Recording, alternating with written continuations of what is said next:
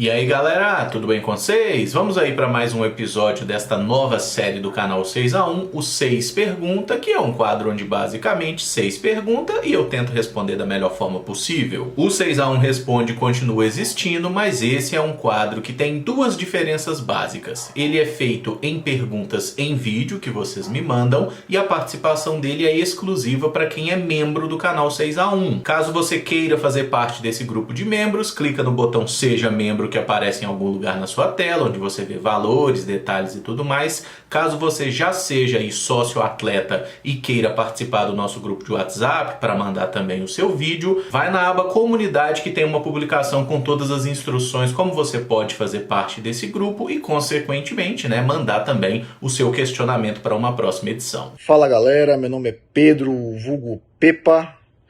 Outro dia aí o Emerson não sabia se eu era homem, se eu era mulher, se eu era uma porca, um cachorro, um gato. Né? Eu sou membro do grupo 6x1 desde outubro do ano passado, se eu não me engano. E minha pergunta é a seguinte, né? Considerando que, obviamente, o Pesolano é um técnico emergente, né? Um técnico novo, o quanto o perfil atual dos jogadores do Cruzeiro facilitam, né, a implantação de jogo do Pesolano? Né? Eu fico na dúvida porque se nós tivéssemos algum jogador medalhão ou jogadores medalhões, né, como seria essa gestão de vestiário e se eles comprariam o estilo de jogo do Pesolano, né, tanto quanto esses jogadores, né, que nós temos hoje no elenco, que podemos chamar de mais humildes.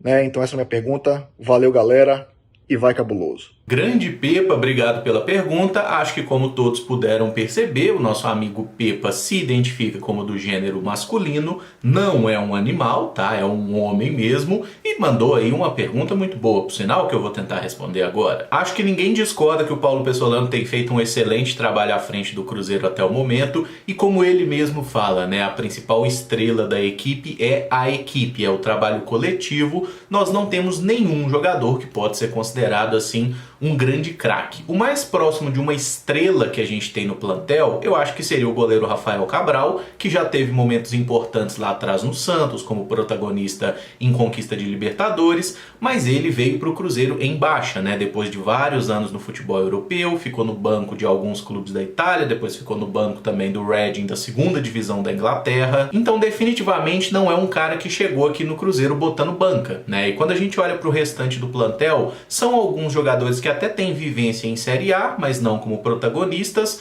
O nosso artilheiro Edu é um cara que jogava em um clube bem menor até a última temporada, até poucos anos estava jogando na Várzea, né? Então realmente o nosso elenco não é recheado de estrelas, é um grupo muito operário. Pensando na gente ter esse mesmo técnico com esse mesmo modelo de jogo de intensidade, com atletas mais experientes, mais veteranos e tudo mais, eu acho difícil que funcionasse, primeiramente porque jogadores medalhões mais experientes, eles não têm a capacidade de serem intensos. E aí não é algo que parte necessariamente da vontade ou da má vontade do jogador. Você pedir para aquele elenco do Cruzeiro de 2019, para ficar num exemplo, né, de um time que foi marcante, 19 não, vamos falar de 2018, que foi um momento que o Cruzeiro foi bem. Você tinha ali como um setor ofensivo Robinho, Thiago Neves, Fred e Arrascaeta. O Arrascaeta era um jogador mais jovem, tem um pouco mais de velocidade. Agora Robinho, Thiago Neves e Fred são jogadores extremamente lentos. Aí você olhava um pouquinho para trás, ainda tinha como volantes ali um Henrique e muitas vezes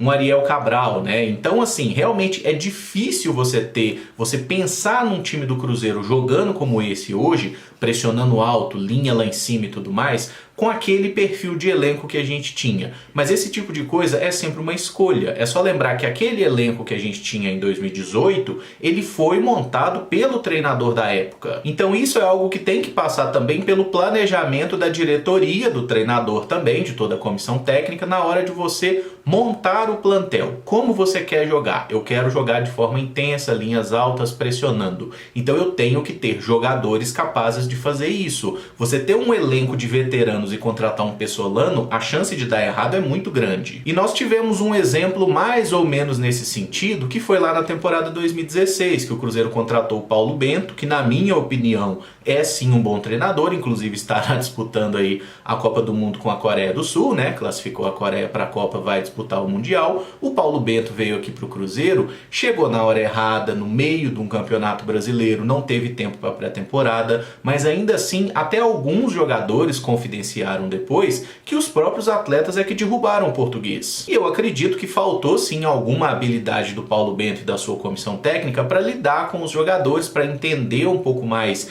que ele não estava em Portugal, que ele não poderia simplesmente chegar e impor o seu modelo de jogo, mas era fato, gente, que aquele time do Cruzeiro ele conseguia criar inúmeras oportunidades e os caras erravam gols de uma forma inacreditável, e o Cruzeiro tomava gols também inacreditáveis. Para mim foi um dos maiores exemplos de um trabalho sabotado pelos jogadores. E até o lateral esquerdo Edmar, que atualmente está no Vasco, né, passou nos últimos anos aí pelo Bragantino, que estava naquele elenco do Cruzeiro, ele deu uma entrevista depois dizendo que boa parte dos jogadores realmente não quiseram se esforçar para que aquele trabalho desse certo, né, e de que boa parte da culpa estava também nos jogadores. Ele falou isso depois que já tinha saído do Cruzeiro, inclusive, tá? Então não é uma especulação, a gente teve um elemento que estava naquele elenco confirmando essa hipótese. Por tudo isso, eu imagino que o Paulo Pessolano teria dificuldades para impor esse método de trabalho com um elenco de jogadores que não estejam comprometidos, porque a gente pode falar que esses jogadores do Cruzeiro atualmente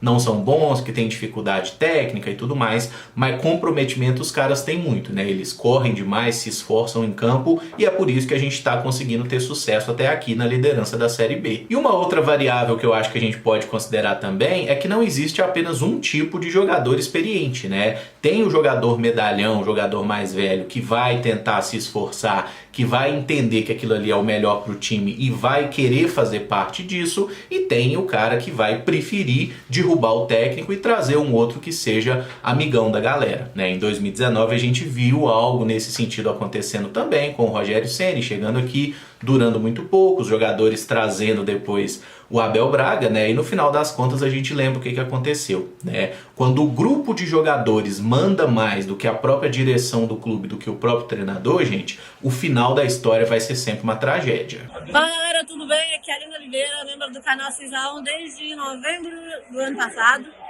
Eu sou de Betim, Minas Gerais, e eu vim gravar esse vídeo aqui pro Emerson.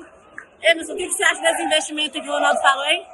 Tá chovendo investimento, só botar lá que festa de investimento, até agora só vê Gerdau pro feminino.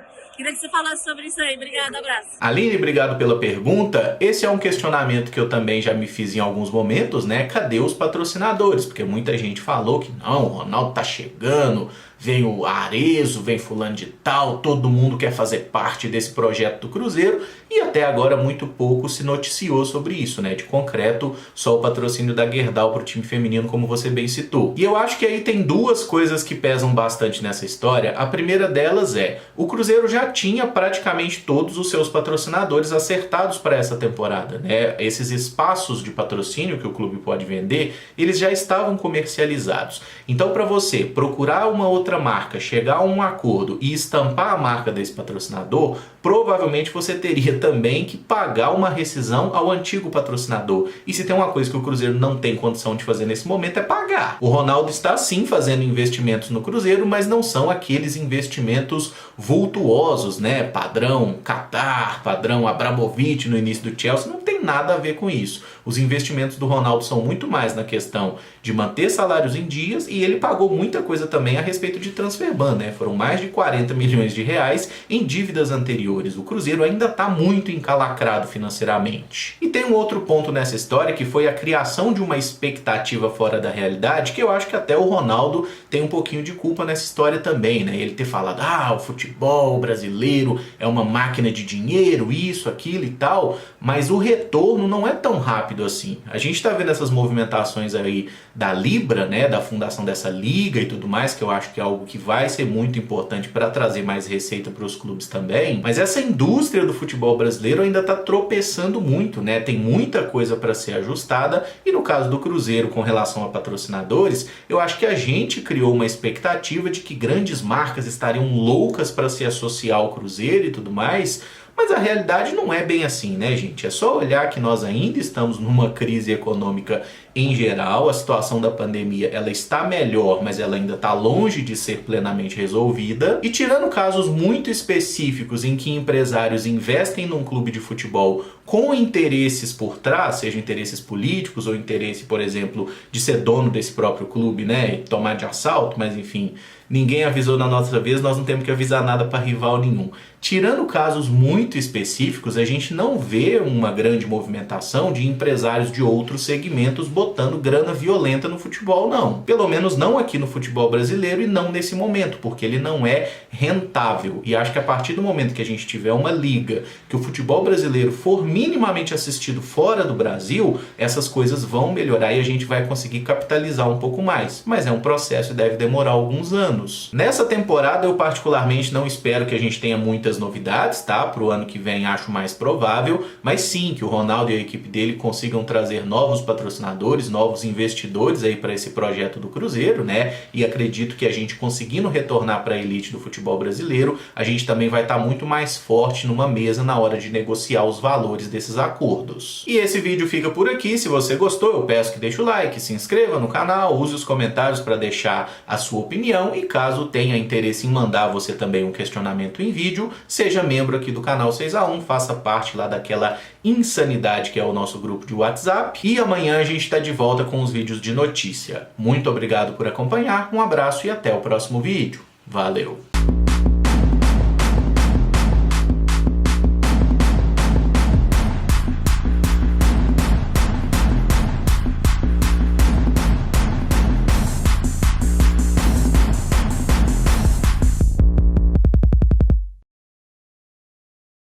Fala, Emerson, aqui quem fala é o Tyrone, da cidade de Cork, da Irlanda. Queria te fazer uma pergunta, mas antes eu queria falar que esse vídeo é feito com o patrocínio do OneFootball, que é o maior aplicativo de futebol do planeta. Está disponível tanto para Android quanto para iOS, o link para você baixar está aqui na descrição desse vídeo.